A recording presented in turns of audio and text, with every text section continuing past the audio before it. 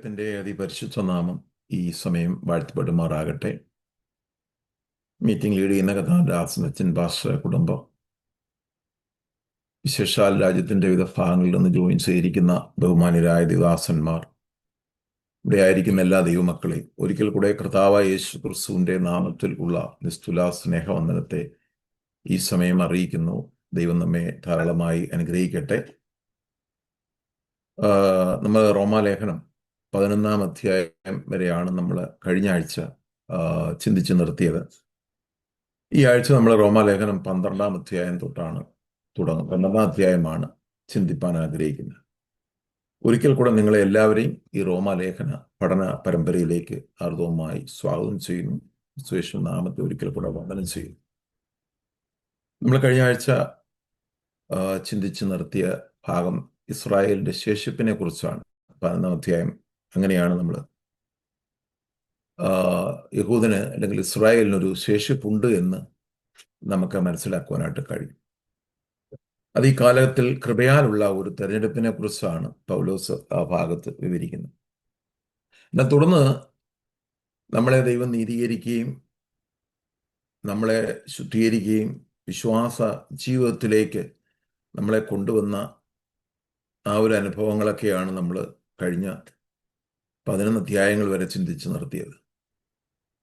ദൈവം എങ്ങനെയാണ് നമ്മളെ നീതീകരിച്ചത്, എങ്ങനെയാണ് വിശുദ്ധീകരിച്ചത് എന്നുള്ള കാര്യങ്ങളാണ് നമ്മൾ ചിന്തിച്ച് നിർത്തിയതെങ്കിൽ തന്നെയും തുടർന്നുള്ള അധ്യായങ്ങൾ 12, 13, 14, 15, 16 അധ്യായങ്ങൾ, തുടർന്നുള്ള ഈ അധ്യായങ്ങളൊക്കെ തന്നെ വിശ്വാസത്താൽ നീതീകരിക്കപ്പെട്ട ഒരു ഭക്തന്റെ ജീവിതത്തിൽ വെളിപ്പെടേണ്ടതായിട്ടുള്ള അല്ലെങ്കിൽ പ്രായോഗികമായ ഉള്ള ജീവിതങ്ങളെക്കുറിച്ചാണ് പൗലോസ് ഇവിടെ വിവരിപ്പാനായിട്ട് ആഗ്രഹിക്കുന്നത്.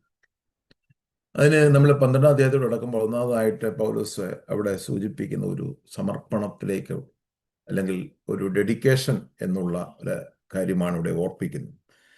അങ്ങനെ ഡെഡിക്കേറ്റ് ചെയ്യുക, മനസ്സിനെ പുതുക്കുക, ഈ 2 കാര്യങ്ങൾ ചെയ്തെങ്കിൽ മാത്രമേ ദൈവത്തിൻ്റെ ഹിതം മനസ്സിലാക്കുവാനും മുന്നോട്ട് ദൈവത്തിൻ്റെ നീതി നമ്മൾ വെളിപ്പെടുകയും കർത്താവിൻ്റെ ഹിതത്തിനനുസരിച്ച് നമുക്ക് ജീവിക്കുവാനായിട്ട് സാധിക്കുകയുള്ളൂ എന്നുള്ള കാര്യങ്ങളെക്കുറിച്ചാണ് നമ്മൾ ഇനി ചിന്തിക്കാനായിട്ട് പോകുന്നത്. നമുക്കതിൻ്റെ 12-ാം അധ്യായത്തിൻ്റെ 1-ാമത്തെ വാക്യത്തിലോട്ട് വരുമ്പോൾ പൗലോസ് അതിങ്ങനെയാണ് റോമിലെ സഭയോട് പറയുന്നത്: സഹോദരന്മാരെ, ഞാൻ ദൈവത്തിൻ്റെ മനസ്സിൽ ഓർമ്മിപ്പിച്ച് നിങ്ങളെ പ്രബോധിപ്പിക്കുന്നത്, നിങ്ങൾ ബുദ്ധിയുള്ള ആരാധനയായി നിങ്ങളുടെ ശരീരങ്ങളെ ജീവനും വിശുദ്ധിയും ദൈവത്തിന് പ്രസാദവുമുള്ള യാഗമായി സമർപ്പിക്കുവാൻ. നമ്മൾ ഈ ഭാഗങ്ങളൊക്കെ ധാരാളം മെസ്സേജുകൾ ഇതിൽ കൂടെ നമ്മളൊക്കെ പ്രസംഗിച്ചിട്ടുണ്ട്, കേട്ടിട്ടുണ്ട്. എന്നാൽ ഇന്ന് പകൽക്കാലം ഒരിക്കൽ കൂടെ നമ്മൾ ഈ വചനം കേൾക്കുമ്പോൾ നമ്മുടെ ജീവിതത്തിന് ഒരു അനുഗ്രഹമായി തീരുവാൻ വേണ്ടി പ്രാർത്ഥിക്കും. ഇവിടെ പൗലോസ് പറയുന്ന കാര്യം ബുദ്ധിയുള്ള ആരാധന, റീസണബിൾ വർഷിപ്പ്, അല്ലെങ്കിൽ ഒരു എന്താ പറയുന്നേ, ഒരു സ്പിരിച്വൽ സർവീസ് ഓഫ് വർഷിപ്പ്, അങ്ങനെ നമുക്ക് ഇംഗ്ലീഷിൽ പല വേർഡുകൾ ഇവിടെ ഉപയോഗിച്ചിട്ടുണ്ട്. അപ്പം ആരാധന എന്ന് പറയുന്നത് നമ്മുടെ മനസ്സിൽ പെട്ടെന്ന് ഓടി വരുന്നത് നമ്മളെ സഭായത്തിനോ അല്ലെങ്കിൽ ഏതെങ്കിലും ഫെലോഷിപ്പിനൊക്കെ കൂടി വരുമ്പോൾ ദൈവത്തെ 1-2 മണിക്കൂർ ആരാധിക്കുന്നതിനെ കുറിച്ചാണ് പലപ്പോഴും നമ്മൾ ചിന്തിക്കുന്നത്. ഞാൻ ഈ റോമാലയം 12-ാം അധ്യായം 3 ഭാഗങ്ങളായിട്ട് ചിന്തിപ്പാൻ ആഗ്രഹിക്കുന്നത്. ഞാൻ എൻ്റെ പവർ പോയിന്റ് ഞാൻ ഷെയർ ചെയ്തിട്ട് പോയി.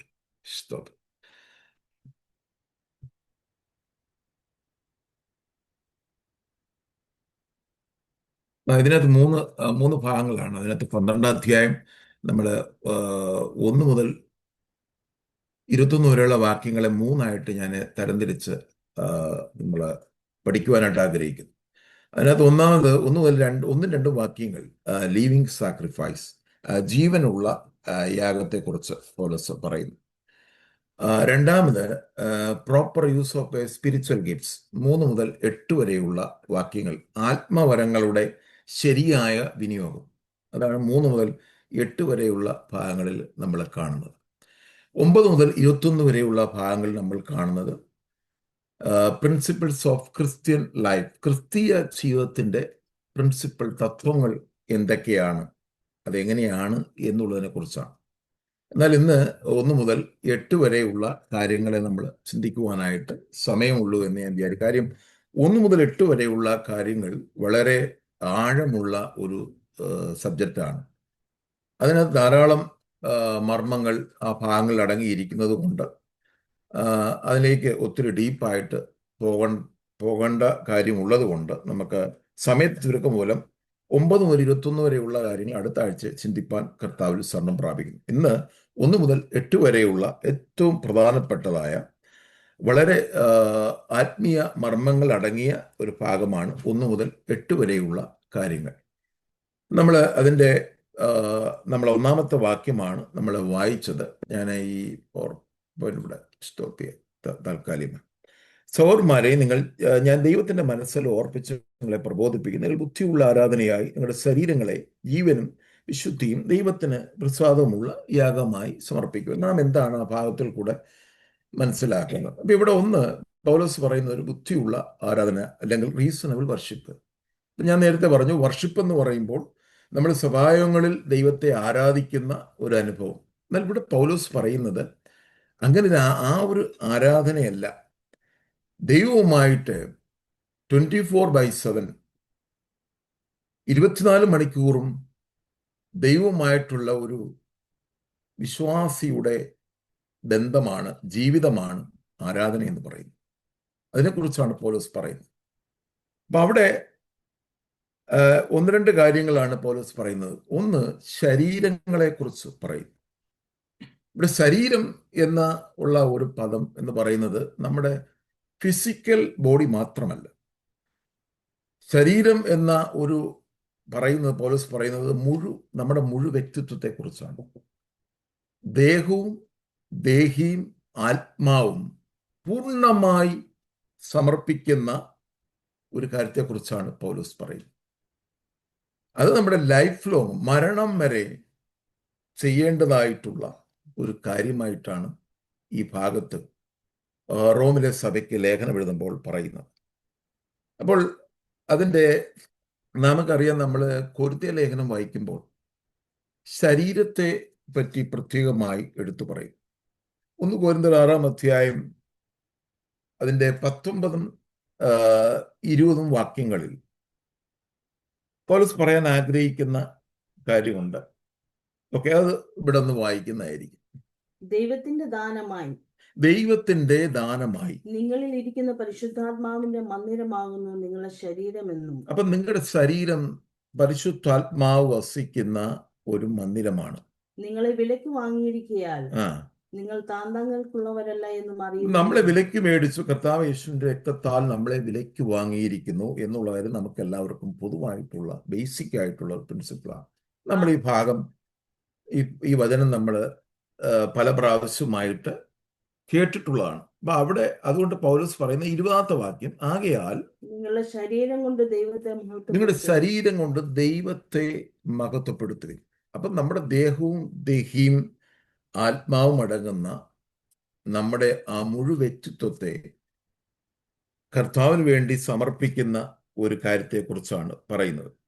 പൗലോസ് 1 കൊരിന്ത്യർ 3-ാം അധ്യായം അതിൻ്റെ 16-ാമത്തെ വാക്യത്തിൽ പ്രത്യേകമായിട്ട് ഒരു കാര്യം കൂടെ അവിടെ പറയുന്നു. നിങ്ങൾ ദൈവത്തിന്റെ മന്ദിരമെന്നും നിങ്ങൾ ദൈവത്തിന്റെ മന്ദിരമാണ്, ദൈവത്തിന്റെ ആത്മാവ് നിങ്ങളിൽ വസിക്കുന്നു എന്നും. അപ്പൊ അവരോടൊരു ചോദ്യം ചോദിക്കുകയാണ്. അത് കൊരിന്ത്യർ സഭയുമായിട്ടുള്ള ബന്ധത്തിലാണ്. നമുക്ക് ആ ഭാഗങ്ങൾ അത്രയും അത് അതിന്റെ കോണ്ടെക്സ്റ്റുകൾ വേറെയാണ്. എങ്കിൽ തന്നെയും പൗലോസ് പറയും, നിങ്ങൾ അവിടെ ഒരു ക്വസ്റ്റ്യൻ മാർക്ക് ഇടുകയാണ്. നിങ്ങൾക്ക് ഓർമ്മയുണ്ടോ നിങ്ങളുടെ ഉള്ളിൽ ദൈവത്തിന്റെ ആത്മാവ് വസിക്കുന്നു? നിങ്ങൾ അറിയുന്നില്ലേ? അത് കൊലോസ്യ ലേഖനം 1:27 പറയുന്നു, മഹത്വത്തിന്റെ പ്രത്യാശ ക്രിസ്തു നിങ്ങളുടെ ഉള്ളിൽ വസിക്കുന്നു. സ്തോത്രം. അപ്പോൾ ഇവിടെയൊക്കെ നമ്മുടെ ശരീരത്തെക്കുറിച്ച് ഒരു വ്യക്തമായ അവബോധം പൗലോസ് തരികയാണ്. അതുകൊണ്ട് ഈ ശരീരം മലിനപ്പെടാനായിട്ട് പാടില്ല, ഇത് ഡിഫെയിൽ ആവാൻ പാടില്ല. ഇതിനെപ്പോഴും വിശുദ്ധിയോടെ കാത്തു സൂക്ഷിക്കണം എന്നുള്ള ഒരു ആഹ്വാനമാണ് പൗലോസ് ഇവിടെ കൊടുക്കുന്നത്. കാരണം നമുക്കതിൻ്റെ 1 പത്രോസ് 2-ാം അധ്യായം അതിൻ്റെ 4-ഉം 5-ഉം വാക്യങ്ങളിൽ അപ്പോസ്തലനായ പത്രോസ് പറയുന്ന അതിപ്രധാനമായിട്ടുള്ള ഒരു കാര്യമുണ്ട്. അതിൻ്റെ 4-ഉം 5-ഉം 1 പത്രോസ് 2-ാം അധ്യായം 4-ഉം 5-ഉം വാക്യങ്ങൾ ഒന്ന് വായിച്ചാട്ടെ. മനുഷ്യർ തള്ളിയതെങ്കിലും ദൈവസന്നിധിയിൽ ശ്രേഷ്ഠവും മാന്യവുമായ ജീവനുള്ള കല്ലായി അവന്റെ അടുക്കൽ വന്നിട്ട്. യേശു ക്രിസ്തുവിനെ പറ്റിയാണ് പറയുന്നത്. മനുഷ്യർ തള്ളിയതായിട്ടുള്ള ഏറ്റവും ജീവനുള്ള കല്ലെന്ന് പറയുന്നത് യേശു ക്രിസ്തുവാണ്. ആ ജീവനുള്ള കല്ലിൻ്റെ അടുത്തേക്കാണ് നമ്മൾ വരേണ്ടത്. ജീവനുള്ള കല്ലിൻ്റെ അടുക്കൽ വന്നാൽ മാത്രമേ നമുക്ക് ജീവനുള്ള കല്ലുകൾ എന്ന പോലെ നമുക്കും ജീവനുള്ള കല്ലുകളായി മാറാനായിട്ട് പറ്റത്തുള്ളൂ. കല്ലെന്ന് പറഞ്ഞാൽ നമുക്കറിയാം, അവിടെ ഉപയോഗിച്ചിരിക്കുന്ന മെറ്റഫോർ, അത് പത്രോസ് ഉപയോഗിച്ചിരിക്കുന്നത്, ഇപ്പം നമ്മളൊരു വീട് പണിയുന്നതിന് നമുക്ക് കല്ല് ആവശ്യമുണ്ട്, സ്റ്റോൺ ആവശ്യമുണ്ട്. അപ്പോൾ ഇവിടെ അത് തന്നെ പറയുന്നു, നമ്മളെല്ലാവരും ജീവനുള്ള കല്ലുകളായി മാറണം. ആ ജീവനുള്ള കല്ലുകളെ ഉപയോഗിച്ചിട്ടാണ് കർത്താവ് ഒരു ആത്മീക ഗൃഹമായി ദൈവത്തിന് പ്രസാദമുള്ള യാഗമർപ്പിക്കുന്ന വിശുദ്ധ പുരോഹിത വർഗമാണ്. സ്തോത്രം. പുരോഹിതൻ, നമ്മളെല്ലാം വിശുദ്ധ പുരോഹിത വർഗമാണ്. പൗലോസ് പറഞ്ഞ രാജകീയ പുരോഹിത വർഗമാണ്. റോയൽ പ്രീസ്റ്റ്ഹുഡ് എന്നാണ് നമ്മളെ വിളിച്ചിരിക്കുന്നത്. അപ്പം നമ്മൾ പുരോഹിതന്മാർ, രാജകീയ പുരോഹിത വർഗമാണ്. വെളിപ്പാട് പുസ്തകത്തിലോട്ട് വരുമ്പോൾ നമ്മൾ 1000 ആണ്ട് അവനോട് പുരോഹിതന്മാരായിട്ട് വാഴുവാനുള്ളവരാണ്. നമ്മുടെ ഈ ലോകം ഭരിക്കുവാനുള്ളവരാണ്. അതിലേക്കാണ് നമ്മളെ ദൈവം വിളിച്ചിരിക്കുന്നത്. സാധാരണമായ ഒരു പദവിയല്ല ഇത്. രാജാതി രാജൻ നമുക്ക് ചെയ്ത ഏറ്റവും വിലയേറിയതായിട്ടുള്ള ഒരു പർപ്പസ്, അതിലേക്കാണ് നമ്മളെല്ലാം വിളിച്ചിരിക്കുന്നത്. അതുകൊണ്ട് ആ വിളിക്ക് യോഗ്യമാം വണ്ണം നമ്മൾ നടക്കണമെങ്കിൽ ജീവനുള്ള കല്ലായ കർത്താവായ യേശു ക്രിസ്തുവിൻ്റെ അടുക്കലേക്ക്, ആ ദൈവിക സാന്നിധ്യത്തിൽ, നമ്മളെ ഈ പറഞ്ഞ സഭായോഗം കൊണ്ട് അവസാനിക്കുന്നതല്ല ഇത്. ആഴ്ചയിലുള്ള 1-2 മീറ്റിങ്ങുകൾ കൊണ്ട് അവസാനിക്കുന്നതല്ല ഇത്. 24/7 നമ്മൾ ദൈവവുമായിട്ട് നമ്മുടെ ഹൃദയം പകർന്നുകൊണ്ടേ ഇരുന്നെങ്കിൽ മാത്രമേ നമുക്ക് ജീവനുള്ള കല്ലായിട്ട് മാറുവാനായിട്ട് കഴിയത്തുള്ളൂ. അപ്പം അവിടെ ജീവൻ എന്ന് നമുക്കറിയാമല്ലോ. ജീവൻ എന്താണ്? ജീവൻ യേശു ക്രിസ്തുവിൽ യോഹന്നാൻ യേശുവിനെ നോക്കുമ്പോൾ 30 AD 90 കാലഘട്ടത്തിൽ യോഹന്നാന്റെ സുവിശേഷം എഴുതുമ്പോൾ, AD 30 കണ്ട യേശുവിലേക്ക് തിരിഞ്ഞു നോക്കുമ്പോൾ അവിടെ യോഹന്നാൻ പറയുന്ന ഒരു കാര്യമുണ്ട്, അവനിൽ ജീവൻ ഉണ്ടായിരുന്നു.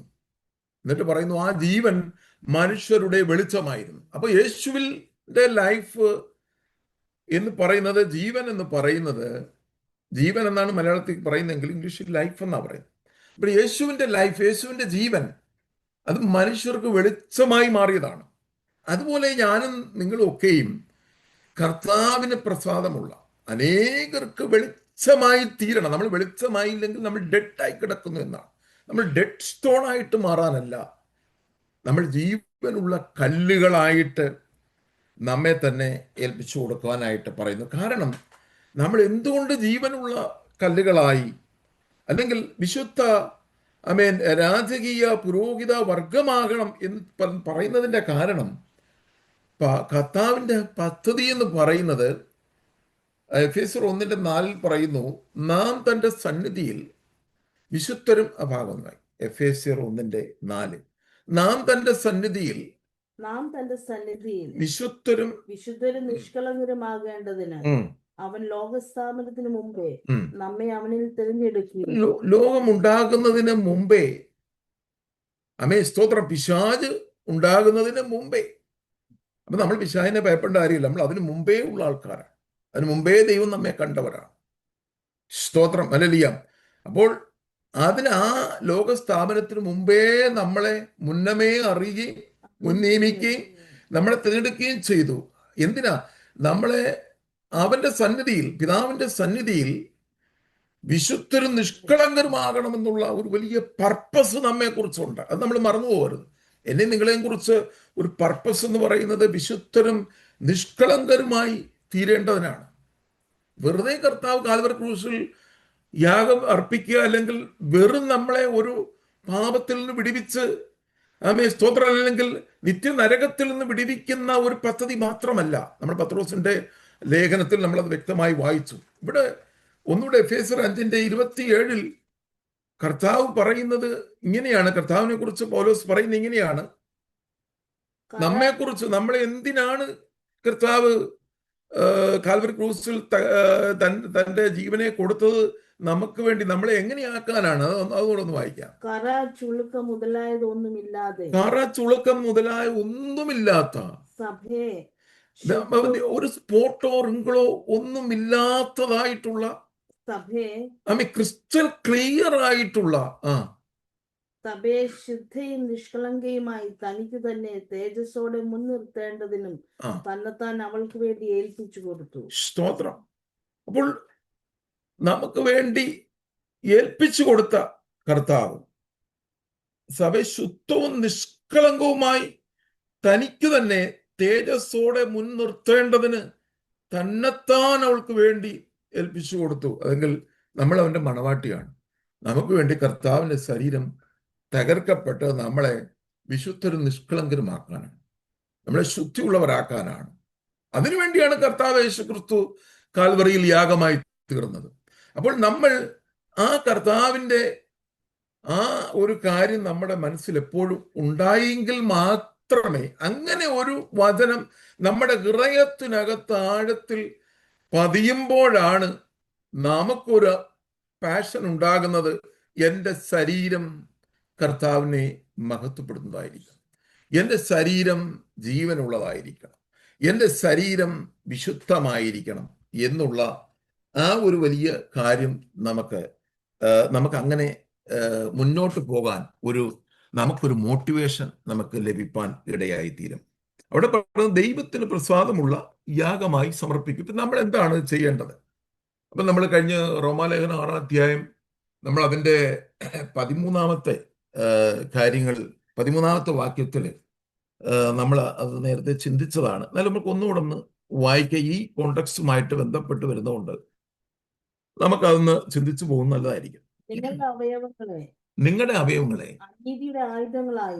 അനീതിയുടെ ആയുധങ്ങളായി പാപത്തിന് സമർപ്പിക്കുകയും അരുത്. ഇനി പാപത്തിന് നമ്മുടെ അവയവങ്ങളെ സമർപ്പിക്കാൻ പാടില്ല. നമ്മുടെ അവയവങ്ങൾ, ശരീരത്തിലെ വിവിധ അവയവങ്ങളുണ്ട്. അപ്പോൾ ഓരോ അവയവത്തിനും ഓരോ ഫങ്ഷനുണ്ട്. അതുകൊണ്ട് നാവ് കൊണ്ട് നമ്മൾ ചെയ്യുന്ന പാപമുണ്ട്. അപ്പം നമ്മുടെ നാവിനെ കർത്താവിൻ്റെ കരങ്ങളിൽ ഏൽപ്പിച്ചു കൊടുക്കേണ്ടതായിട്ടുണ്ട്. നമ്മുടെ ചിന്തകളെ ദൈവത്തിൻ്റെ കരങ്ങളിൽ ഏൽപ്പിച്ചു കൊടുക്കാനുണ്ട്. നമ്മുടെ ബ്രെയിനെ പൂർണ്ണമായി കർത്താവിന് ഡെഡിക്കേറ്റ് ചെയ്യുക. നമ്മുടെ നടപ്പ്, പ്രവൃത്തി, നമ്മുടെ ഓരോ അവയവങ്ങൾ, നമ്മുടെ ചിന്തകളാണ് നമ്മളെ കൺട്രോൾ ചെയ്യുന്നത്. അതാണ് ഒരു വ്യക്തിയുടെ ജീവിതത്തിൽ മാറ്റങ്ങൾ വരുത്തുന്നത്. അതിനെ പൂർണ്ണമായി ദൈവസന്നിധിയിൽ സറണ്ടർ ചെയ്തെങ്കിൽ മാത്രമേ. ഇതാണ് നമ്മളിനി ചെയ്യേണ്ട കാര്യങ്ങൾ. കർത്താവ് ചെയ്യാനുള്ളതല്ല നമ്മൾ ചെയ്തിട്ട് പോയി. ഇനി കർത്താവിന് നമുക്കൊന്നും ചെയ്യാനില്ല. ഇനി നമ്മൾ ചെയ്യേണ്ടതായിട്ടുള്ള നമ്മുടെ ഉത്തരവാദിത്തങ്ങളെ കുറിച്ചാണ് പൗലോസ് റോമിലെ സഭയോട് പറയുമ്പോൾ നമുക്ക് ഇന്ന് പകൽക്കാലം അത് വളരെ പ്രായോഗികമായിട്ട് നമ്മൾ അപ്ലൈ ചെയ്യേണ്ട കാര്യങ്ങളാണ്. ഇത് ഒരു ദിവസം കൊണ്ട് നടക്കുന്നതല്ല, മരണം വരെ. ഓരോ ദിവസവും നമ്മുടെ രാവിലെ എഴുന്നേൽക്കുമ്പോൾ, പ്രഭാതത്തിൽ നമ്മുടെ അവയവങ്ങളെ കർത്താവിന് ഡെഡിക്കേറ്റ് ചെയ്യുക. അപ്പോഴാണ് കർത്താവിൻ്റെ നീതി നമ്മുടെ അകത്ത് വെളിപ്പെടുന്നത്. ഇവിടെ പൗലോസ് അതാണ് പറയാൻ ഉദ്ദേശിക്കുന്നത്. നിങ്ങൾ തന്നെ മരിച്ചിട്ട് ജീവിക്കുന്നവരായി നിങ്ങളുടെ അവയവങ്ങളെ നീതിയുടെ ആയുധങ്ങളായി ദൈവത്തിന് ഡെഡിക്കേറ്റ് ചെയ്യണം. അപ്പൊ നമ്മൾ പറയേണ്ടത്, കർത്താവേ, നമ്മൾ പ്രഭാതത്തിൽ എഴുന്നേൽക്കുമ്പോൾ നമ്മൾ പറയേണ്ട കാര്യം, നമ്മളെ ഇന്നത്തെ ദിവസം എനിക്കൊരു വിശുദ്ധ ജീവിതം നയിക്കണം. അതിനൊരു പാഷൻ നമുക്കുണ്ടാകണം. നമ്മൾ പറയേണ്ട, കർത്താവേ, എൻ്റെ ചിന്തകൾ അങ്ങയുടെ ചിന്തകളായി മാറണം. നമ്മുടെ ചിന്തകൾ മറ്റൊരുത്തിന് വിരോധമായിട്ട് വരാൻ പാടില്ല. എൻ്റെ സംസാരങ്ങൾ മറ്റൊരാൾക്ക് വിരോധമായി വരാൻ പാടില്ല. എൻ്റെ പെരുമാറ്റങ്ങൾ മറ്റൊരാൾക്ക് അത് മോശമായി തീരുവാൻ പാടില്ല. അപ്പൊ എല്ലാ ലൈഫിന്റെ എല്ലാ നിലവാരങ്ങളിലും നമുക്കൊരു വിശുദ്ധ ജീവിതം നയിക്കണമെങ്കിൽ നമ്മുടെ അവയവങ്ങളെയാണ് സമർപ്പിക്കണം. നമ്മുടെ പ്രസന്റ് യുവർ ബോഡി എന്ന് പൗലോസ് ഉദ്ദേശിക്കുന്നതാണ്. എങ്കിൽ അങ്ങനെ നമ്മൾ സമർപ്പിക്കുമ്പോഴാണ് കർത്താവിന്റെ നീതി നമ്മൾ കൂടെ വ്യാപരിക്കുകയും നമുക്ക് ഓരോ ദിവസവും ഒരു രൂപാന്തരത്തിന്റെ അനുഭവത്തിലേക്ക് നമ്മൾ മാറ്റപ്പെടുകയും ചെയ്യും.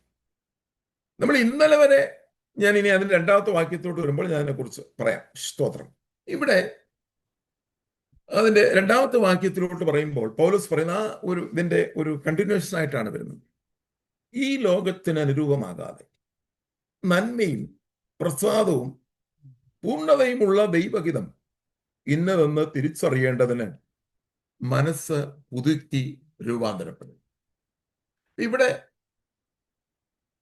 ലോകത്തിന് അനുരൂപമാകുക. ഈ ലോകം ആരുടെ അണ്ടറിലാണ്? സാത്താന്റെ അണ്ടറിലാണ്. സാത്താന്റെ സാമ്രാജ്യമാണ് വേൾഡ് എന്ന് പറയുന്നത്. അപ്പോൾ അതിനെപ്പറ്റി 1 യോഹന്നാൻ 5-ാം അധ്യായം യോഹന്നാൻ പറയുന്നത് ഇങ്ങനെയാണ്: സർവ്വലോകവും ദുഷ്ടന്റെ അധീനതയിൽ കിടക്കുക. അപ്പൊ ഈ ലോകം എന്ന് പറയുന്നത് പിശാചിന്റെ അണ്ടറിലാണ്, അവന്റെ സിസ്റ്റത്തിലാണ് നിൽക്കുന്നത്. നമ്മളെ അതിൽ നിന്ന് വിടിവിച്ച് ദൈവരാജ്യത്തിനകത്ത് നിൽക്കുകയാണ്. അപ്പൊ നമ്മുടെ രാജാവ്, നമ്മുടെ കർത്താവ് ജീവനുള്ള ദൈവം കർത്താവായ യേശു ക്രിസ്തുവിന്റെ മക്കളാണ്. അപ്പൊ അവനൊരു യോഗ്യതയുണ്ട്. ആ കിങ്ഡത്തിൽ നമുക്ക് പിശാചിന്റെ സാമ്രാജ്യം പണിയുവാൻ പറ്റത്തില്ല. ദൈവരാജ്യം മാത്രമേ പണിയുവാനായിട്ട് സാധ്യമാകൂ. അപ്പൊ അതിനെപ്പറ്റിയാണ് പൗലോസ് പറയുന്നത്, ഈ ലോകത്തിന്റെ അനുരൂപമാണ്. 1 പത്രോസ് 1:14 പത്രോസ് പറയുന്ന ഒരു കാര്യമുണ്ട്: പണ്ട് നിങ്ങളുടെ അജ്ഞാന കാലത്തുണ്ടായിരുന്ന മോഹങ്ങളെ നിങ്ങൾ മാതൃകയാക്കരുത്. സ്തോത്രം. നമ്മുടെ അറിവില്ലായ്മയുടെ കാലഘട്ടത്തിൽ, യേശുവിനെ അറിയാത്ത ഒരു കാലഘട്ടത്തിൽ നമ്മൾ ഈ ലോകത്തിന്റെ മക്കളായി, ലോകത്തിന്റെ മോഹങ്ങൾ അകപ്പെട്ടു. നമ്മുടെ ചിന്തകൾ വ്യത്യാസം ഉണ്ടായിരുന്നു. നമ്മൾ ഇപ്പോൾ ചിന്തിക്കുന്ന കണക്ക് ആയിരുന്നില്ല അന്ന് ചിന്തിച്ചുകൊണ്ടിരുന്നു. സ്തോത്രം. അപ്പൊ അതിനെ നമ്മൾ ഇനി മാതൃകയാക്കരുത്. നമ്മളെ ഈ ലേഖനങ്ങൾ, ഞാൻ നേരത്തെ പറഞ്ഞതുപോലെ, എല്ലാ ലേഖനങ്ങളും വിശുദ്ധന്മാർക്ക് വേണ്ടി അവരെ ഗുണീകരണത്തിനും ശാസനത്തിനും പ്രബോധനത്തിനും ആശ്വാസത്തിനും അങ്ങനെയുള്ള കാര്യങ്ങൾക്ക് വേണ്ടിയാണ് ഈ ലേഖനം എഴുതിയിരിക്കുന്നത്. നമ്മളെ ഓരോ ദിവസവും നമ്മൾ എഡിഫൈ ആയിക്കൊണ്ടേയിരിക്കണം. സ്തോത്രം. അപ്പൊ ഇവിടെ വേൾഡിനെ കുറിച്ച് യോഹന്നാൻ പറയുന്ന ചില കാര്യങ്ങൾ, 1 യോഹന്നാൻ 2-ാം അധ്യായം 15 മുതൽ 17 വരെയുള്ള വാക്യങ്ങളിൽ നമ്മൾ വായിക്കുമ്പോൾ നമുക്ക് പലപ്പോഴും നമ്മൾ വായിച്ചിട്ടുള്ളതാണെങ്കിൽ തന്നെ ഒന്നുകൂടെ വായിച്ചു പോകുന്നത് നല്ലതായി. ലോകത്തെയും ലോകത്തിലുള്ളതിനെയും സ്നേഹിക്കരുത്. ലോകത്തെയും ലോകത്തിലുള്ളതിനെയും സ്നേഹിക്കരുത്. ഒരുവൻ ലോകത്തെ സ്നേഹിക്കുന്നുവെങ്കിൽ അവനിൽ പിതാവിന്റെ സ്നേഹമില്ല. ദൈവരാജ്യത്തിന് വിരോധമായി നമ്മൾ പാപം ചെയ്യുക. അവിടെ പറയുന്നു, നിങ്ങൾ ലോകത്തെ സ്നേഹിക്കുന്നുവെങ്കിൽ, നിങ്ങൾ അങ്ങനെ ലോകവുമായിട്ട് ബന്ധപ്പെട്ട് ലോകത്തിന്റെ അനുരൂപപ്പെട്ട് ലൗകിക മനുഷ്യന്റെ അതേ രീതിയിലാണ് വിശുദ്ധൻ ജീവിക്കുവാൻ ആഗ്രഹിക്കുന്നതെങ്കിൽ അവനിൽ പിതാവാം ദൈവത്തിന്റെ സ്നേഹമില്ല എന്നാണ് അവിടെ ഓർമ്മിക്കുന്നത്. അപ്പോൾ ലോകമക്കളും ദൈവമക്കളും തമ്മിൽ വളരെ വ്യത്യസ്തമായ ജീവിത രീതികൾ നമ്മുടെ ജീവിതത്തിൽ ഉണ്ടായിരിക്കണം. അതിനെപ്പറ്റിയാണ് യോഹന്നാൻ താഴോട്ട് എഴുതുന്നത് ഇങ്ങനെയാണ്: ജഡമോഹം, കൺമോഹം, ജീവനത്തിന്റെ പ്രതാപം, ഇങ്ങനെ ലോകത്തിലുള്ളതെല്ലാം പിതാവിൽ നിന്നുള്ളതല്ല. ലോകത്തിൽ നിന്ന് അത് ലോകത്ത് സാത്താന്റെ സൈഡാണ്. അത് നമ്മൾ വായിച്ചു വിടാൻ പറ്റുന്ന ഒരു കാര്യമല്ല. പലപ്പോഴും നമ്മളതൊക്കെ വായിച്ചു വിടുകയാണ്. ലോകത്തെ സ്നേഹിക്കുന്ന പറയുന്നതല്ലാതെ നമ്മുടെ ജീവിതത്തിൽ, അത് പൗലോസ് ആദ്യമേ തന്നെ ഒരു സമർപ്പണമുള്ള ഒരു വ്യക്തിക്ക് മാത്രമേ ഈ ലോകത്തെ അനുരൂപമാകാതെ ജീവിക്കാൻ പറ്റത്തുള്ളൂ. ഒരു ഡെഡിക്കേഷൻ ഉണ്ടെങ്കിൽ മാത്രമേ ഈ ലോകത്തെ ആകാതെ ജീവിക്കാൻ പറ്റത്തുള്ളൂ. ഈ ലോകത്തെ അനുഭവമായി അല്ലെങ്കിൽ അതിനോട് കൺഫേം ചെയ്യുന്ന ഒരു വ്യക്തിയിൽ പിതാവിന്റെ സ്നേഹമില്ലെന്നാണ് യോഹന്നാൻ വളരെ ക്ലിയർ കട്ടായിട്ട് അവിടെ പറയുന്നത്.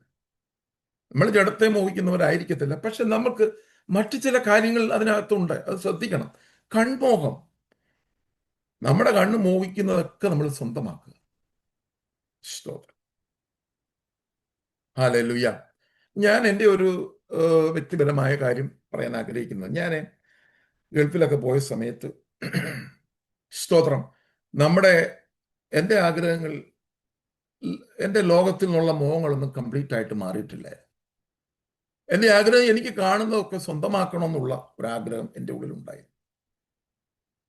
വിശ്വാസ ജീവിതത്തിൽ വന്നിട്ട് പോലും എൻ്റെ ഈ ലോക മോഹങ്ങൾ മാറിയിട്ടില്ല. എന്ന് പറഞ്ഞാൽ, ഞാൻ ഗൾഫിൽ പോയപ്പോൾ എനിക്ക് ഒത്തിരി വീടുകൾ പലയിടത്ത് മേടിച്ച് കൂട്ടണമെന്നുള്ള ഒരു വലിയ സ്വത്ത് സമ്പാദിക്കുക എന്നുള്ള ഒരു മോഹം എൻ്റെ അകത്തുണ്ടായി.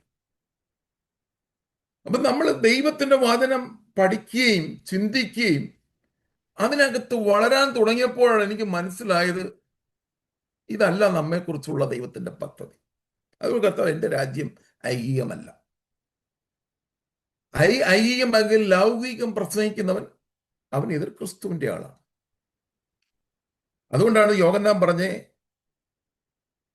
അവർ ലൗകികന്മാർ ആകയാൽ അവർ ലൗകികമായത് സംസാരിക്കുന്നു. അപ്പൊ ലൗകികം, വേൾഡിനെ മോട്ടിവേറ്റ് ചെയ്യുന്ന, അതിനെ എൻകറേജ് ചെയ്യുന്ന പ്രസംഗങ്ങളെല്ലാം തന്നെ അത് വേൾഡിന്റെ, ലോകത്തിന്റെ ആത്മാവുള്ളവരാണ്. അത് എതിർ ക്രിസ്തുവിന്റെ ആത്മാവാണ്. അത് അവിടെ വ്യക്തമായി പറയും. അവർ ലൗകികമായത് സംസാരിക്കുന്നു, ലോകം അവരുടെ വാക്ക് കേൾക്കുന്നു. വേൾഡിന് ആഗ്രഹം ഈ ലോകത്തിലെ കാര്യങ്ങൾ സ്വന്തമാക്കണമെന്നുള്ളതാണ്. നമുക്ക് ലഭിച്ചതായിട്ടുള്ള നമ്മുടെ ആവശ്യങ്ങൾക്കപ്പുറമായി അനാവശ്യമായ ചിന്തകളിലേക്ക് കടന്നു പോകുവാനായിട്ട് ദൈവം നമ്മെക്കുറിച്ച് ആഗ്രഹിക്കുന്നില്ല. അപ്പോൾ ആ ചിന്തകൾ എന്നിൽ നിന്ന് എന്നേക്കുമായി അപ്രത്യക്ഷമായത് ഈ വചനം എൻ്റെ അകത്ത് ക്രിയ ചെയ്ത് ജീവനായി വന്നപ്പോഴാണ് എനിക്ക് മനസ്സിലായത് ഇത് താൽക്കാലിക ജീവിതമാണെന്നും, ഇവിടെ നമ്മൾ ഓടുന്നതും അധ്വാനിക്കുന്നതും എല്ലാം കളഞ്ഞിട്ട് പോകണമെന്നും, ഇതിലേക്ക് നമ്മുടെ ജീവിതം കൊണ്ടുപോകരുതെന്നുള്ള ഒരു വലിയ ചിന്ത എൻ്റെ ഉള്ളിൽ രൂപപ്പെടുവാനിടയായിത്തീർന്നു. അതാണ് മനസ്സ് പുതുക്കുക എന്ന് പറയുന്നത്. അപ്പോൾ മനസ്സ് പുതുക്കി രൂപാന്തരപ്പെടുക എന്നുള്ള ഒരാശയം നമ്മൾ കർത്താവിന്റെ അടുക്കൽ അല്ലെങ്കിൽ ദൈവവചനത്തിന്റെ അടുക്കലേക്ക് എത്തിച്ചേരുമ്പോഴാണ് നമുക്ക് ഈ രൂപാന്തരം ഉണ്ടാകുവാനായിട്ട് ഇടയായിത്തീരും. ദൈവവചനം വായിക്കാത്തവർക്ക് ഒരു രൂപാന്തരം ഉണ്ടാകാൻ പോകുന്നില്ല. സഭായോഗത്തിൽ മാത്രം കേൾക്കുന്ന വചനം കേട്ട് കളയുക. ഡേ ടു ഡേ ലൈഫിൽ വചനത്തിന്റെ ഒരു മെഡിറ്റേഷൻ നമുക്കുണ്ടായിരിക്കണം. നമുക്ക് പഠിക്കുവാനുള്ള ആഗ്രഹം ഉണ്ടായിരിക്കണം. ആ വചനം എന്ന് പറയുന്നത് അക്ഷരമല്ല, ആത്മാവാണ്. അത് ദൈവത്തിന്റെ വചനമാണ്. അത് നമ്മുടെ അകത്ത് ക്രിയ ചെയ്യുമ്പോഴാണ് ഈ ലോകത്തെ നമുക്ക് സെപ്പറേറ്റ് ആയിട്ട് കാണാനായിട്ട് പറ്റത്തുള്ളൂ. അല്ലെങ്കിൽ നമ്മൾ ഈ സിസ്റ്റത്തിനകത്തൂടെ തന്നെ കടന്നു പോകും. നമ്മുടെ സഭയ്ക്കകത്ത് ഇപ്പം വേൾഡ് കടന്നു വന്ന് അതിനെ പൊല്യൂട്ട് ചെയ്തുകൊണ്ടിരിക്കുക. അതാ പറഞ്ഞ കളയും പിന്നെ പതിരും ഇതെല്ലാം കൂടെ ഈ പറഞ്ഞ പോലെ പിന്നെ വിത്തും അല്ലെങ്കിൽ നല്ല വിത്തും കളയും ഇതെല്ലാം കൂടെ ഒരുമിച്ച് വളരുന്ന സമയമാണ്. ഇനി എല്ലാം സെഗ്രിഗേറ്റ് ചെയ്യുന്ന ഒരു കാലഘട്ടം വരും. സ്തോത്രം. സഭയെ മലിനപ്പെടുത്തിയാണ് ഇപ്പോഴത്തെ കാലഘട്ടത്തിൽ ചെയ്യുന്ന ദുരുപദേഷ്ടാക്കന്മാർ ഒരു കാലഘട്ടമാണ്. അപ്പൊ അതുകൊണ്ട് യോഹന്നാൻ നമുക്ക് അഡ്വാൻസ് ആണ്, ഈ ലോകത്തിന് നിങ്ങൾ അനുരൂപമാകരുത്. കൺമോഹം, കണ്ണ് മോഹിക്കുന്നതൊക്കെ സ്വന്തമാക്കുക എന്നുള്ള ഒരു കാര്യം. നമ്മളൊക്കെ സ്തോത്രം, ഞാൻ ഒരു മനുഷ്യനോട്, ഒരു മനുഷ്യൻ ദുഃഖിച്ചിരിക്കുന്നു. അപ്പൊ അദ്ദേഹത്തോട്, അദ്ദേഹം ഭയങ്കര ധനികനായ ഒരു മനുഷ്യനാണ്, അദ്ദേഹത്തിന് കോടി സ്വത്തുക്കളുണ്ട്. അപ്പൊ അദ്ദേഹത്തിന്റെ ദുഃഖം കണ്ടൊരു മനുഷ്യൻ, അദ്ദേഹത്തിന്റെ ഒരു സുഹൃത്ത് ചോദിച്ചു, നിങ്ങൾ എത്ര ദുഃഖിച്ചിരിക്കുന്നത്? അപ്പൊ അദ്ദേഹം പറഞ്ഞിങ്ങനെ, 25 തലമുറയ്ക്ക് വേണ്ടിയിട്ടുള്ളതെല്ലാം ഉണ്ടാക്കി, 26ാമത്തെ തലമുറയ്ക്ക് വേണ്ടി ഞാൻ എന്തോ ചെയ്യും, അതിനെക്കുറിച്ച് ആലോചിച്ച് കൊണ്ടിരിക്കുകയാണ്. സ്തോത്രം.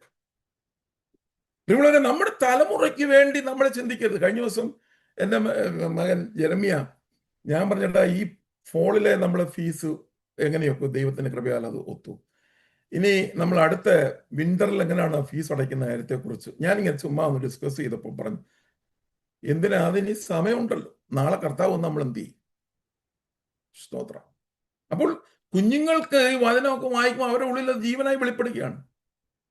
അപ്പൊ അവൻ പിന്നെ വാക്യം കൂടെ പറഞ്ഞ് എന്നെ കേൾപ്പിച്ചു, അതത് ദിവസം അന്നത്തുള്ള ദോഷം മതി എന്ന് കർത്താവ് നമ്മളെ പഠിപ്പിച്ചല്ലോ ഗിരിപ്രഭാഷണത്തിൽ. അപ്പൊ നമ്മളിനി അടുത്ത വർഷം ഇനി അവനൊരു വീട് മേടിച്ചു കൊടുക്കണം, അതിന് കാർ മേടിച്ചു കൊടുക്കണം, ഇങ്ങനെയുള്ള ചിന്തകളാൽ നമ്മൾ ഭാരപ്പെട്ടിരിക്കുകയാണ്.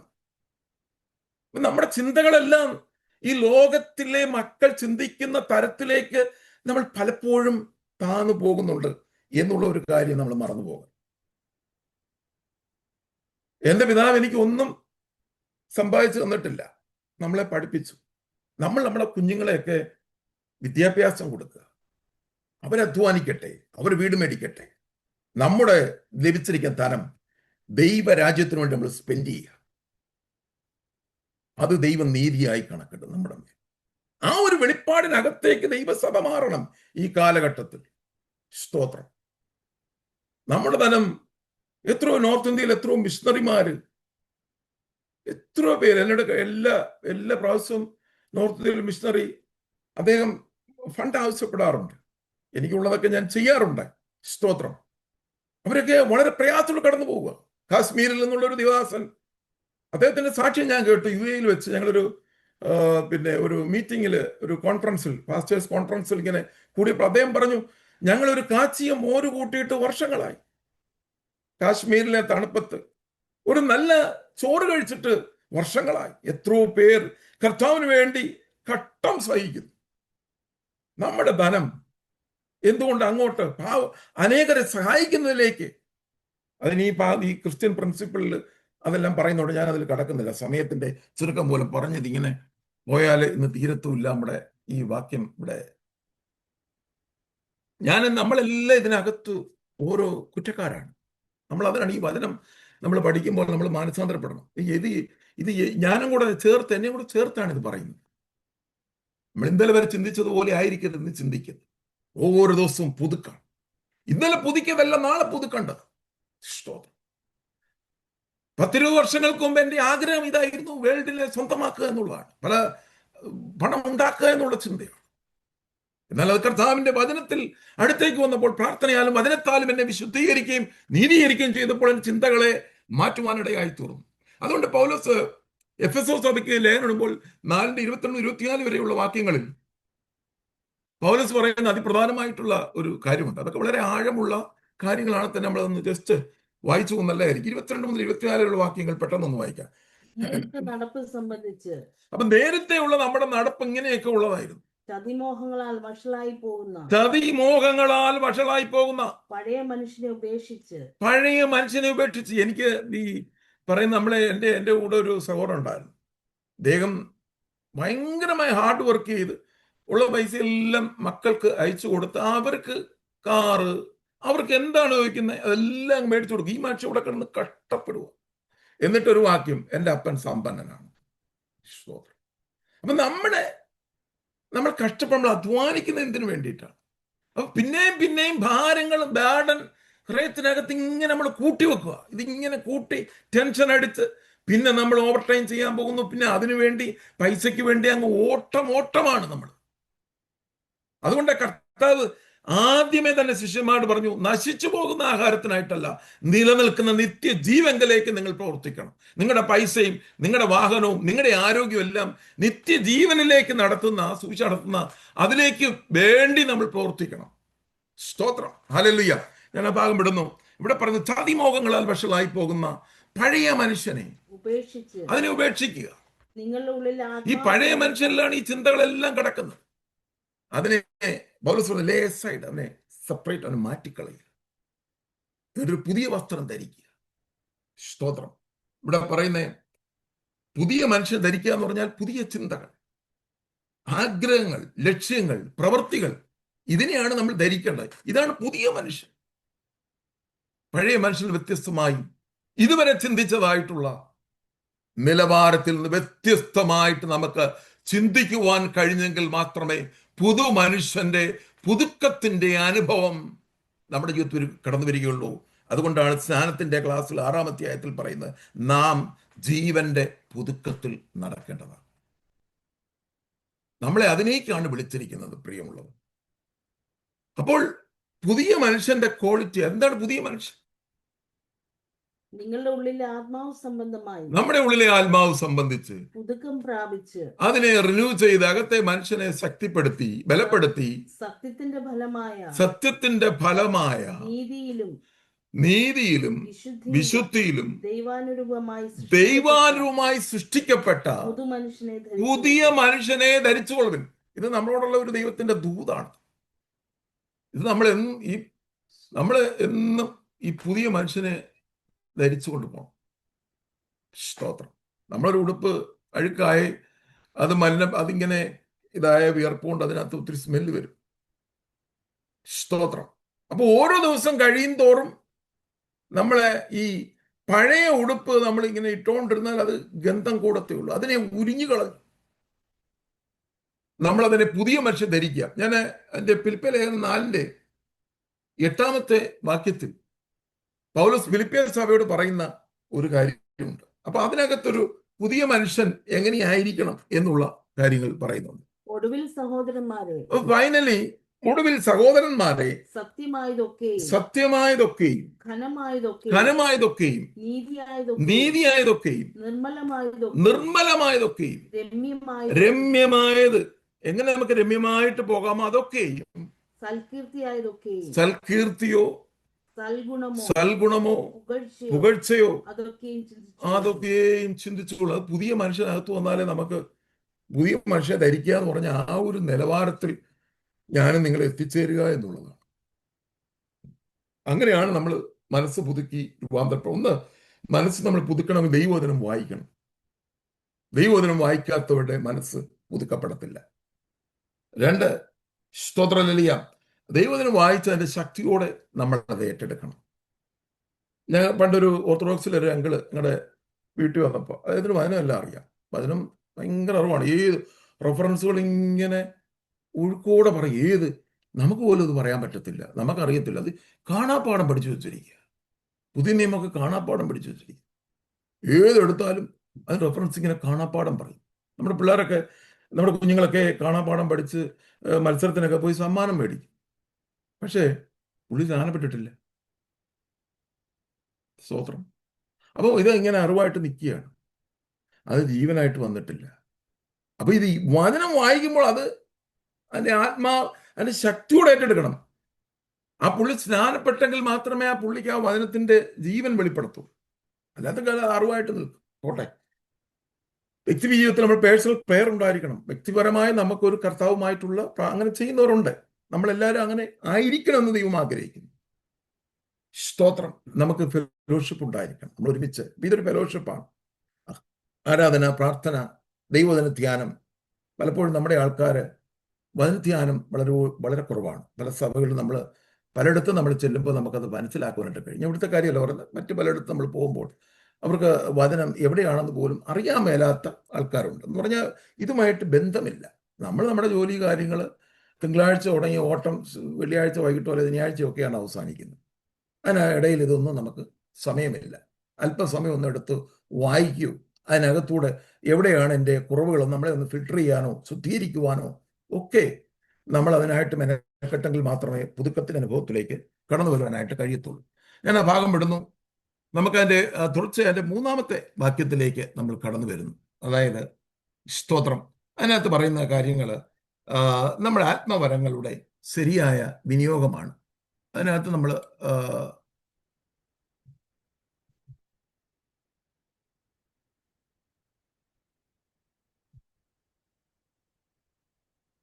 Proper use of spiritual gifts. അത് നമ്മൾ 3 മുതൽ 8 വരെയുള്ള വാക്യങ്ങളിൽ നമ്മൾ അതാണ് ചിന്തിക്കാൻ പോകും.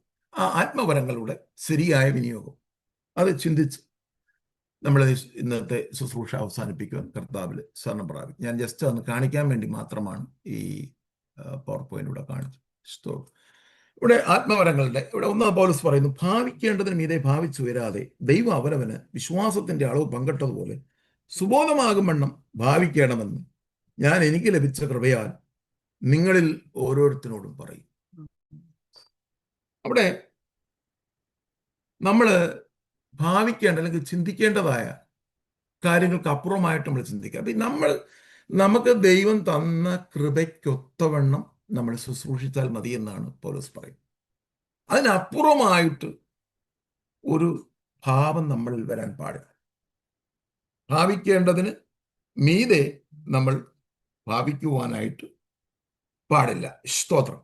അവിടെ നമുക്ക് ലഭിച്ച വിശ്വാസത്തിന്റെ അളവിനൊത്തോണം പൗലോസ് പറയും, എനിക്ക് ലഭിച്ച കൃപയാൽ നിങ്ങളിൽ ഓരോരുത്തരോടും എനിക്ക് പറയാനുള്ള ഇതാണ്, നമുക്ക് പങ്കിട്ട വിശ്വാസത്തിന്റെ അളവ് പങ്കിട്ടതുപോലെ. അപ്പൊ നമുക്ക് ദൈവം തന്ന പ്രാപ്തിയുണ്ട്, നമ്മൾ ദൈവം പകർന്ന കൃപയുണ്ട്. അതിനകത്ത് നമ്മൾ നിന്നാ മതി. അതിനപ്പുറമായിട്ട് ഇപ്പം നമ്മുടെ സ്വഭാവങ്ങൾ. അപ്പം ഞാനൊരു ഉദാഹരണം പറയുകയാണ്, ഞാൻ എന്നെ തന്നെ പറയുകയാണ്, ഞാനൊരു ഒത്തിരി വിനയമുള്ളവനാണ്. അപ്പം വിനയം എനിക്ക് ഉണ്ടെന്നിരിക്കട്ടെ, അതെൻ്റെ കർത്താവ് എനിക്ക് ഒരു നീതിയായിട്ട് തന്നതാണ്. അപ്പം എന്നിൽ അത് രൂപപ്പെട്ടു എന്ന് വിചാരിക്കുക. അപ്പം ഞാൻ അതിവിനയം ആക്ടിവേറ്റ് ചെയ്യാൻ അതിവിനയം കാണിക്കാൻ പാടില്ല. വിനയം വേണം, പക്ഷെ നമ്മൾ അതിവിനയമുള്ളവരാണെന്ന് നമ്മൾ അഭിനയിക്കരുത്. നമ്മളെ തന്നെ ഒത്തിരി താഴ്ത്തിക്കെട്ടാനും പാടില്ല, നമ്മളെ ഉയർത്താനും പാടില്ല. അപ്പൊ ഉയർത്താനും താഴ്ത്താനും ഒന്നും നമ്മൾ പാടില്ല. നമുക്ക് ദൈവം എന്താണ് നൽകിയ പ്രാപ്തിക്ക് അനുസരിച്ച് നമ്മൾ നിന്നാൽ മതി. പണ്ടൊരു അങ്കിള് ഇതുപോലെ ഞാൻ പറഞ്ഞെന്ന് എൻ്റെ ഓർമ്മ, അദ്ദേഹം ഈ സഭായത്തിൽ വരുമ്പോൾ ഇങ്ങനെ ഭയങ്കര ഡെഡിക്കേഷനാണ്. അദ്ദേഹം എപ്പോഴും പറയൂ, ഞാനൊരു പുഴുവാണേ, കൃമിയാണേ, നിങ്ങൾ കേട്ടോളാം, പുഴുവാണേ, കൃമിയാണേ എന്നൊക്കെ പറഞ്ഞു. അപ്പൊ ഇത് കുറെ നാളായപ്പോ നമ്മൾ ആ സഭയിൽ നല്ല നല്ല കുറച്ച് പിള്ളേരുണ്ടായിരുന്നു. അവര് എല്ലാം കൂടെ ഈ അങ്കിളിനൊരു പേരിട്ടു, പുഴുവങ്കിൾ.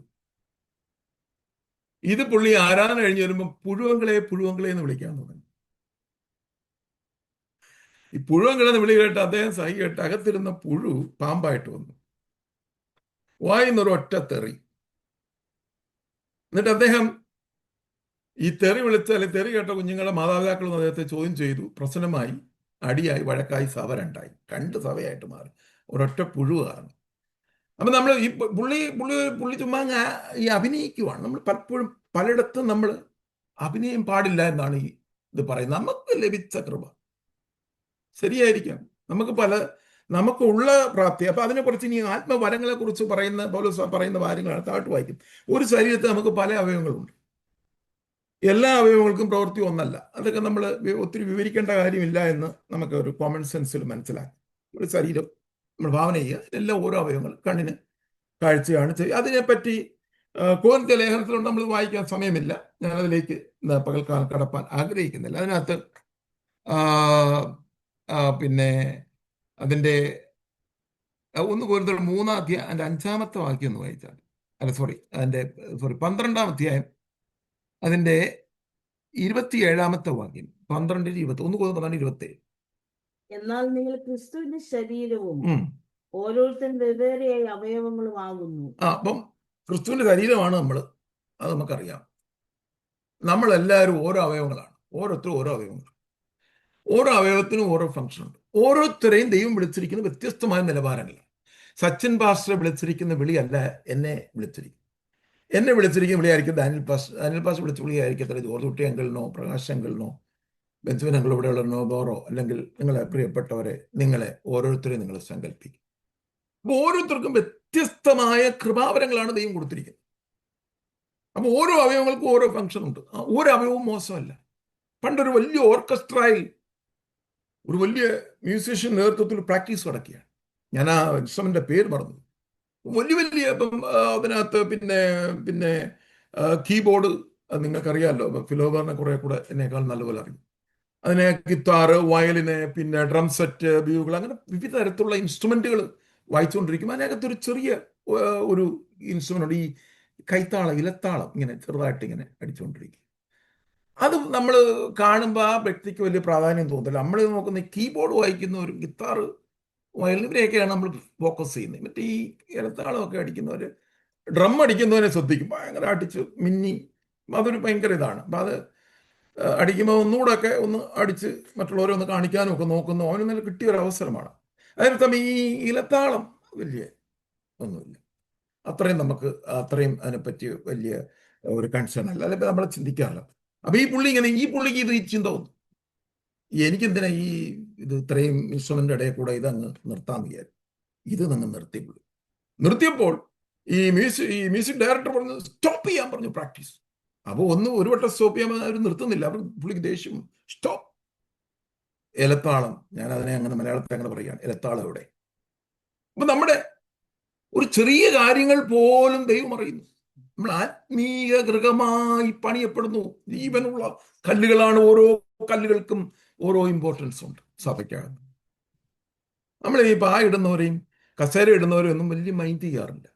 ഇപ്പൊ പ്രസംഗിക്കുന്നവരെയും അല്ലെങ്കിൽ രോഗശാന്തി വരുള്ളവരെല്ലാം രോഗശാന്തി വരത്തിന് പിന്നെ അവർക്ക് പ്രസംഗന വേണ്ട, ഉപദേശകന വേണ്ട, രോഗശാന്തി വരും വരും അതിന്റെ പുറകെ പോകും ആൾക്കാർ. അതാണ് വലുതെന്ന് പറഞ്ഞു നടന്നത്. അതൊരു ഫംഗ്ഷനാണ്. സഭയുടെ എഡിഫിക്കേഷന് വേണ്ടി ദൈവം വെച്ചിരിക്കുന്ന വരങ്ങളാണ്. ഇടയ ശുശ്രൂഷ, പ്രവചന ശുശ്രൂഷ, ഉപദേശകന്മാർ, സുവിശേഷകന്മാർ, അപ്പോസ്തലന്മാർ, ഫൈവ് ഫോൾ മിനിസ്ട്രി. അപ്പൊ ഓരോ വരങ്ങളാണ്. ഇതൊരു കൃപാവരങ്ങളാണ്, ദൈവം പകർന്നു കൊടുത്തിരിക്കുന്നതാണ്. നമ്മുടെ അകത്തുള്ള കൃപാവരങ്ങളെ നമ്മൾ മനസ്സിലാക്കണം. നമ്മളെ ദൈവത്തിന്റെ ഹിതം എന്താണ്, എന്നെക്കുറിച്ചുള്ള ദൈവത്തിന്റെ വ്യക്തിപരമായ ഹിതം എന്താണ്, അത് നമ്മൾ മനസ്സിലാക്കണം. ഇലത്താളം അടിക്കാനായിരിക്കും എൻ്റെ മേൽ വന്നിരിക്കുക, അത് നമ്മൾ അടിച്ചുകൊണ്ടിരുന്നാൽ മതി. ഇലത്താളം അടിക്കുന്നവനും കീബോർഡ് വായിക്കുന്നവനും എല്ലാം പ്രതിഫലം ഒന്ന് തന്നെയുള്ളൂ, പ്രത്യേകിച്ച് കൂടുതലൊന്നുമില്ല. ഹല്ലേലൂയ, സ്തോത്രമൊക്കെ നമ്മുടെ തെറ്റായ ധാരണകളാണ്. ദൈവം നമ്മുടെ മേൽ ഏൽപ്പിച്ച കൃപക്കത്തോടെ നമ്മൾ അധ്വാനിക്കുക. ബർസ് പറഞ്ഞു, ഞാനാകുന്നത് ദൈവത്തിന്റെ കൃപയാലാണ്, എന്നോടുള്ള അവന്റെ കൃപ വ്യർത്ഥമായിട്ടില്ല. ഞാൻ അവരെല്ലാവരെക്കാളും ഞാൻ അത്യന്തം അധ്വാനിച്ചു, പക്ഷേ അത് ഞാനല്ല, എന്നിലുള്ള ദൈവകൃപയാണ്. അപ്പൊ നമ്മൾ ആ കൃപയെ അടക്കി ഡെഡാക്കി വെക്കാതെ അതിനെ വേണ്ടുന്ന രീതിയിൽ ഉപയോഗിക്കണം. അതാണ് ദൈവം നമ്മെക്കുറിച്ച് ആഗ്രഹിക്കുന്നത്. ആത്മവരങ്ങളെ കുറിച്ച് നമുക്ക് അറിവില്ലാതിരിക്കരുത് എന്ന് പൗലോസ് പറയുന്ന വാക്യങ്ങളൊക്കെ വായിക്കാനായിട്ടുള്ള സമയങ്ങളില്ല. അപ്പൊ അത് 1-12 മുതൽ 26 വരെയുള്ള വാക്യങ്ങൾ നിങ്ങൾ ഒന്ന് വായിക്കണം. അതിൽ ഓരോ അവയവങ്ങളുടെ കാര്യങ്ങളെക്കുറിച്ച് പറയുന്നുണ്ട്.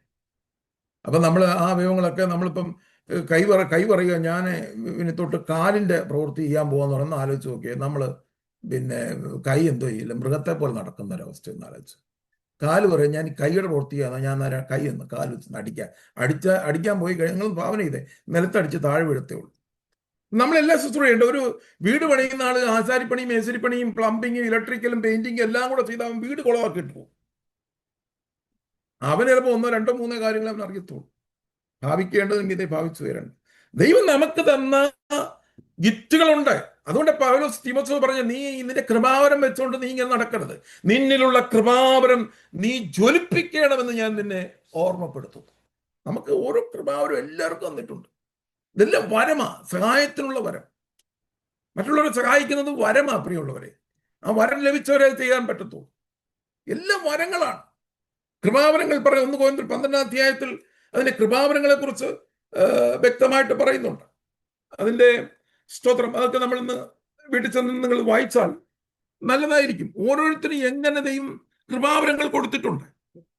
ഇതെല്ലാം നമുക്ക് ഈ വരങ്ങൾ സ്വർഗത്തിലെ സകലവിധ ആത്മീയത്താൽ അനുഗ്രഹിച്ചിരിക്കുന്നു.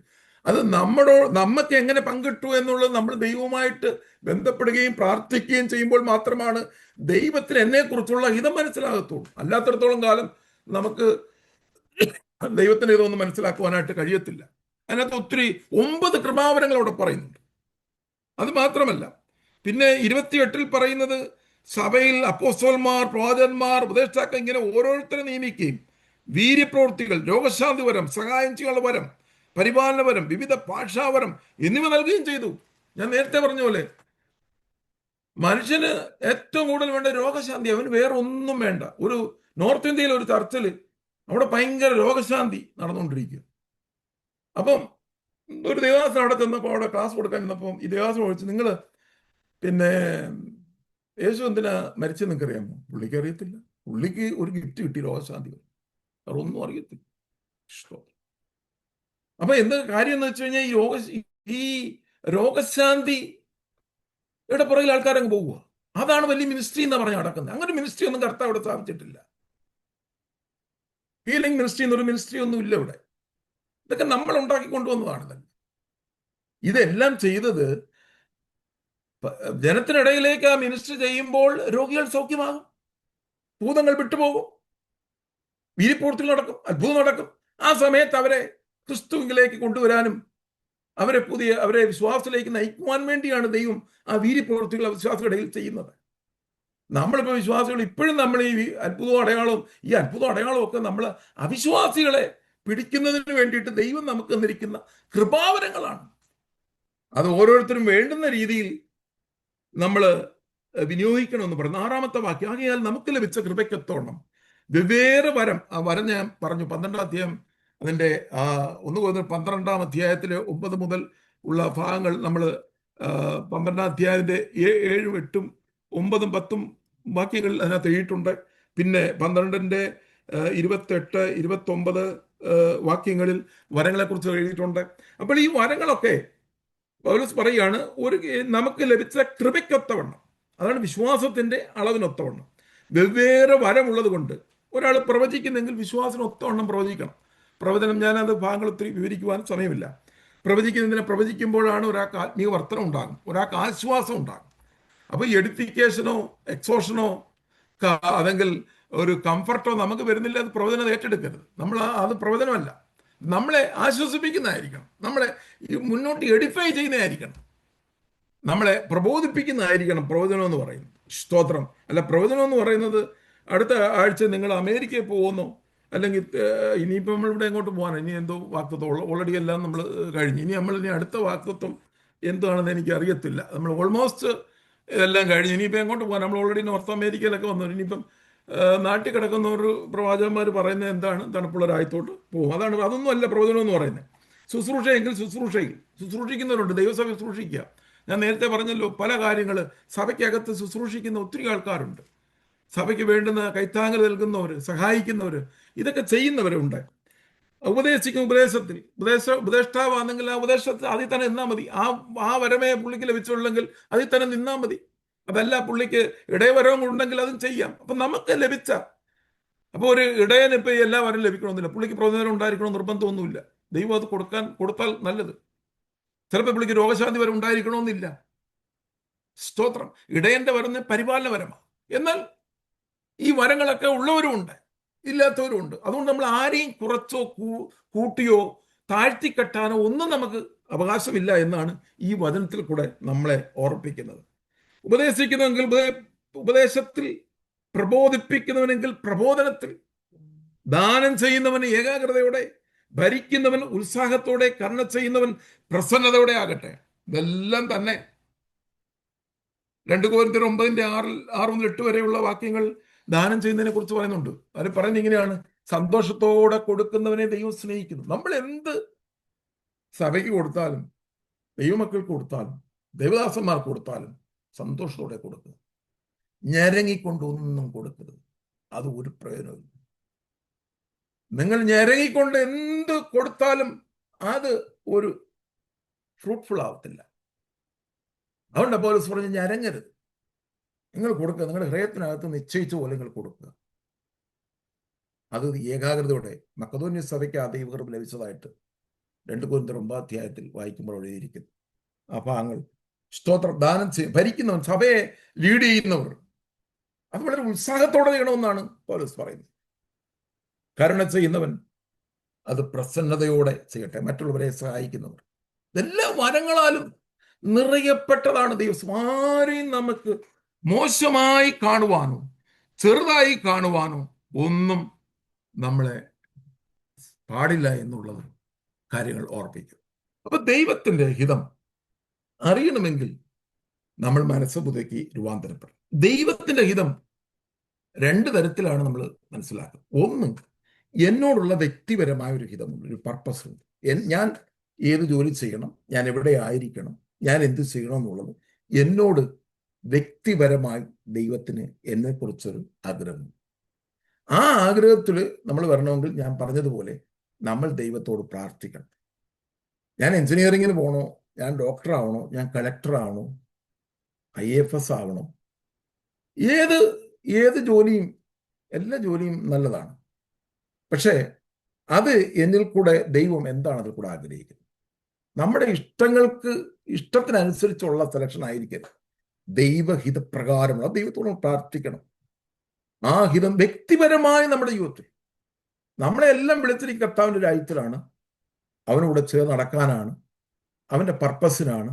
അതിന് നമുക്ക് ഓരോ കൃപാവരങ്ങൾ നമുക്ക് തന്നിട്ടുണ്ട്. അത് നമ്മൾ ഏത് ജോലി ചെയ്താലും ആ കൃപാവരങ്ങൾ നമുക്ക് യൂസ് ചെയ്യാനായിട്ട് പറ്റും. പക്ഷേ ആ കൃപാവരങ്ങൾ എവിടെ യൂസ് ചെയ്യും? നമ്മൾ ഏത് ജോലി സ്ഥലത്തായിരുന്നാലും ദൈവത്തിൻ്റെ ഹിതം ആ ജോലിയിൽ ഉണ്ടെങ്കിൽ അത് നമ്മളെ അവിടെ ദൈവം ഉപയോഗിക്കാനിടയായി. എന്നാൽ ദൈവത്തിന് പൊതുവായിട്ടുള്ള ഒത്തിരി ഹിതങ്ങളുണ്ട്. സ്തോത്രം. അതിനകത്ത് പൊതുവായിട്ടുള്ള ദൈവഹിതം എന്ന് നമ്മൾ പറയുമ്പോൾ അതിനകത്ത് കർത്താവ് ആഗ്രഹിക്കുന്ന കാര്യമുണ്ട്. സകല മനുഷ്യ രക്ഷ പ്രാപിക്കണം, ദൈവത്തിൻ്റെ ഇഷ്ടമാണ്. പൊതു ജനറലൈസ് ചെയ്ത കാര്യം. 1 തിമോത്തിയോസ് 2:4. പിന്നെ ഗലാത്യർ 1:4 പറയും, ദുഷ്ടലോകത്തിൽ നമ്മെ വിടുവിക്കണം. അത് ദൈവത്തിൻ്റെ എല്ലാവരെ കുറിച്ചുള്ള ഇഷ്ടമാണ്. 1 തെസ്സലോനിക്കർ 4:3, ദൈവത്തിൻ്റെ ഇഷ്ടമോ നിങ്ങളുടെ ശുദ്ധീകരണം തന്നെ. അത് നമ്മളെക്കുറിച്ച് എല്ലാവരെ കുറിച്ചുള്ള ദൈവത്തിൻ്റെ ഹിതമാണ്. പിന്നെ 1 തെസ്സലോനിക്കർ 5:14-18 വരെയുള്ള കാര്യങ്ങളിൽ പൗലോസ് നമ്മളത് സഹായത്തിന് കർത്തൃമേശയ്ക്ക് ശേഷം വായിക്കാറുള്ള ഒരു ഭാഗമാണ്. ആ കാര്യത്തിൽ എല്ലാവരെ കുറിച്ചുള്ള ദൈവത്തിൻ്റെ ഹിതം, ഓരോ വിശ്വാസിയെക്കുറിച്ചുള്ള ദൈവത്തിൻ്റെ ഇഷ്ടം അവിടെ വെളിപ്പെടുത്തിയിട്ടുണ്ട്. ഞാൻ എൻ്റെ വാക്കുകളിലൂടെ അവസാനിപ്പിക്കുന്നു. അതിനകത്ത് ഒത്തിരി കാര്യമാണ്, നമ്മൾ ഒന്ന് നോട്ട് ചെയ്ത് വായിച്ചാൽ നല്ലതായിരിക്കും. പിന്നെ കർത്താവ് പറഞ്ഞു, നമ്മൾ അവനോട് കട്ടം സഹിക്കുക, ദൈവത്തിന് ഇഷ്ടപ്പെട്ട പത്രോസ് കട്ടം സഹിക്കുക, പിന്നെ അവനെ അയച്ചവൻ വിശ്വസിക്കുക. ഇതെല്ലാം ദൈവത്തിന് എല്ലാവരോടുമുള്ള ഇഷ്ടമാണ്. എല്ലാവരും ഇങ്ങനെ ആയിരിക്കണമെന്നുള്ള ഒരു ഹിതമാണ്. അത് കൂടാതെ വ്യക്തിപരമായി ഞാൻ ആരായിരിക്കണം, എന്തായിരിക്കണം, എൻ്റെ മേൽ ദൈവകൃപയും എന്താണ്, അത് തിരിച്ചറിയുകയും അതിനുവേണ്ടി പ്രവർത്തിക്കുകയും അതിനുവേണ്ടി അധ്വാനിക്കുകയും ചെയ്യുവാൻ ദൈവം നമ്മളെ സഹായിക്കട്ടെ. അതിനായിട്ട് നമ്മളെ ജീവന വിശുദ്ധിയുമുള്ള ഒരു യാഗമായി, ഒരു ആത്മീയ യാഗമായി, രാജകീയ പുരോഹിതവർഗമായി, ജീവനുള്ള കല്ലായി മാറുവാൻ വേണ്ടി നമ്മെ തന്നെ ഡെഡിക്കേറ്റ് ചെയ്യും. ലോകവുമായിട്ടൊരിക്കലും താതാത്മ്യപ്പെടാതെ, കൺഫേമായി പോവാതെ ദൈവത്തിൻ്റെ ഹിതപ്രകാരം ജീവിച്ചു മുന്നേറുവാൻ ദൈവം നമ്മളെ സഹായിക്കട്ടെ എന്ന് ആത്മാർത്ഥമായി പ്രാർത്ഥിച്ചുകൊണ്ട് ഞാൻ ശുശ്രൂഷ വിരമിക്കുന്നു. ദൈവം നമ്മളെ അനുഗ്രഹിക്കട്ടെ. God bless you all.